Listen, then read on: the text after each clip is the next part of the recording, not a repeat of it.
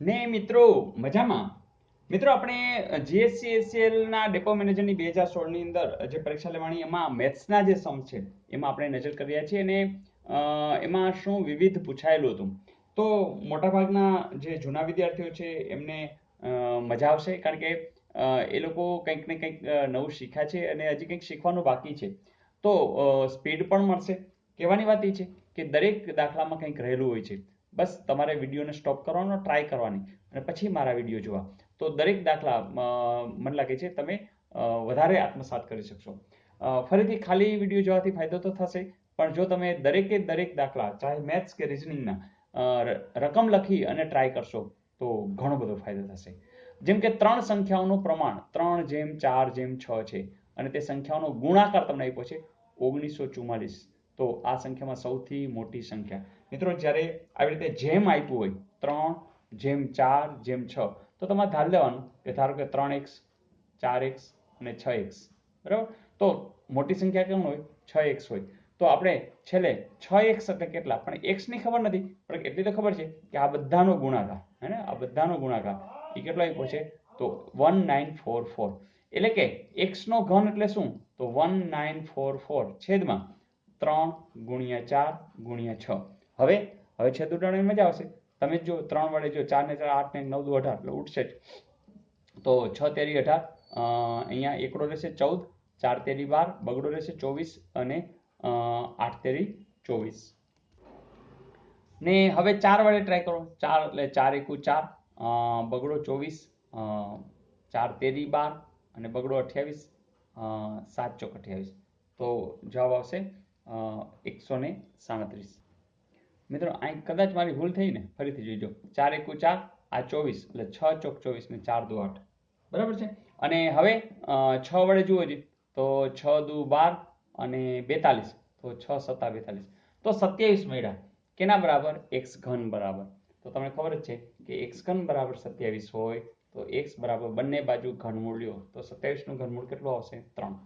તો 3 છે એ જવાબ છે? ના, મેં આમાં આપ્યું નથી, પણ આપણને ખબર છે જવાબ શું છે? 6x.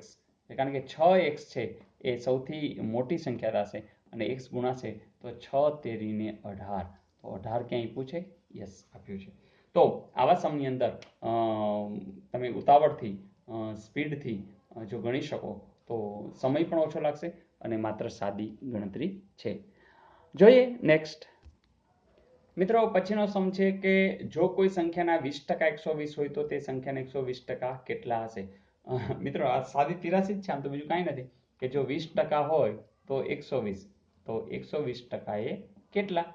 તો જોજો 120 આ એમને ગુણ્યા આને ઉલટાવી નાખવાના. 120 છેદમાં 20, 0 0 ગયો, 2 છક 12, તો 12 છક 72, 720 એવું ક્યાંય છે? યસ છે. ફરીથી તિરાસી જ મૂકી દો અને જેમ આપણે આ પદને અહીં મૂકીએ છીએ પછી આને ઉલટાવેલું મૂકીએ છીએ, પછી છેદ ઉડાડો અને 12 છક અને 0 હતો એ એડ કરી દીધો. તો મિત્રો છે ને છેલ્લા, તો તમને ખ્યાલ છે 10મા ધોરણના ઘણા બધા જુદા જુદા વિભાગમાંથી આપણે દાખલાઓ ગણ્યા, જે પણ પૂછી શકાય એવા છે.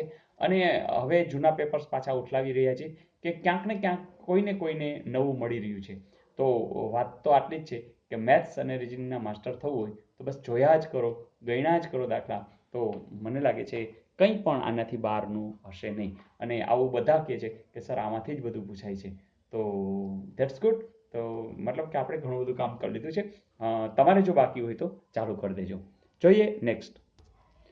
મિત્રો અહીંયા એવું કીધું છે કે જો n બરાબર 10 હોય તો n ની 8 ઘાત ભાગ્યા n ની 5 ઘાત ગુણ્યા. મિત્રો આવા કેસની અંદર ખબર છે આ વર્ગ છે, આના ઉપર પણ છે અને આના ઉપર છે. બીજી વાત કે અહીંયા તમે જુઓ તો ભાગાકાર છે, તો ભાગુ સભા પ્રમાણે પહેલા આપણે ભાગાકાર કરી લઈએ. તો n ની 8 ઘાત છે, ભાગાકારમાં n ની 5 ઘાત છે, તો n ની 8 ઓછા 5 એટલે કે n ની 3 ઘાત થશે. બીજું ગુણ્યા આ 1 નો વર્ગ, તો 1 પાછો n નો વર્ગ, બરાબર. તો આમ થયું તો ફરીથી એ જ થયું, n ના 3 ઘાત છેદમાં n નો વર્ગ એટલે કે n ની 3 ઓછા 2 ઘાત એટલે કે n ની 1 ઘાત એટલે કે n છે એ જવાબ. તો આમાં n તો આપ્યો નથી, પણ ન જ આપ્યો હોય કારણ કે એને કીધું છે n બરાબર કેટલા છે? 10.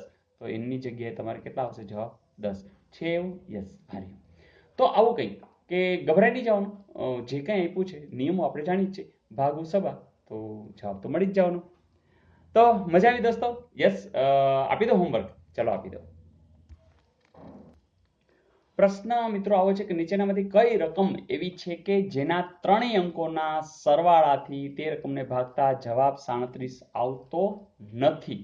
ઓકે, આપ્યા છે આ જવાબ, એટલે મતલબ કે આમાંથી ગોતવાના છે કે કયા એવા અંકો છે. મિત્રો મને લાગે છે મજા આવશે અને તમે આની જે ખૂબી છે એ પણ તમને જાણવા મળશે. તો યસ, હા, લાસ્ટ આપેલું હોમવર્ક જોઈ લઈએ. મિત્રો પ્રશ્ન આવો હતો કે 3 વર્ષ પહેલા પિતા અને પુત્રની ઉંમરનો સરવાળો 59 વર્ષ હતો, તો 5 વર્ષ પહેલા બંનેની ઉંમરનો સરવાળો કેટલો થાય? મિત્રો કેવી વાત છે કે 3 વર્ષ પહેલા, દાખલા તરીકે અહીંયા 40 છે બરાબર પિતા, અને દાખલા તરીકે 20 છે, તો 3 વર્ષ પહેલા તો આમાંથી 3 ઓછા થાય, આમાંથી 3 ઓછા થાય, હા કે ના? તો એ તમને આપ્યો છે સરવાળો કેટલો, 59. પણ આપણે એને કીધું 5 વર્ષ પહેલા, એટલે હજી આમાંથી 2 ઓછા થાય, આમાંથી 2 ઓછા થાય, એટલે કે અહીંયા 2 ને અહીંયા 2, એટલે ટોટલ તો 59 માંથી કેટલા હવે થાય? 4 ઓછા થાય, એટલે કે જવાબ આવશે 55 છે એવું. યસ. તો મિત્રો ખાલી સમજણમાં લેશો તો આ દાખલાનો જવાબ મળી જશે. કારણ કે સ્વાભાવિક છે 3 વર્ષ પહેલા પિતા અને પુત્રનો ઉંમર સરવાળો 59 હોય તો 5 વર્ષ પહેલા તો 2 વર્ષ બેયમાં ઘટી ગયા હોય, તો પિતા અને પુત્રનો સરવાળો છે એટલે આપણે 4 વર્ષ ઘટાડી નાખશું અને જવાબ આવશે 55. તો મજા આવી દોસ્તો. મજા એટલે આવે છે કે તમે બહુ પ્રેમપૂર્વક કામ કરી રહ્યા છો. તો મિત્રો કામ કરવું છે પ્રેમપૂર્વક જ કરવું છે અને સાથે રહીને કરવું છે. Wish you all the best. આવજો.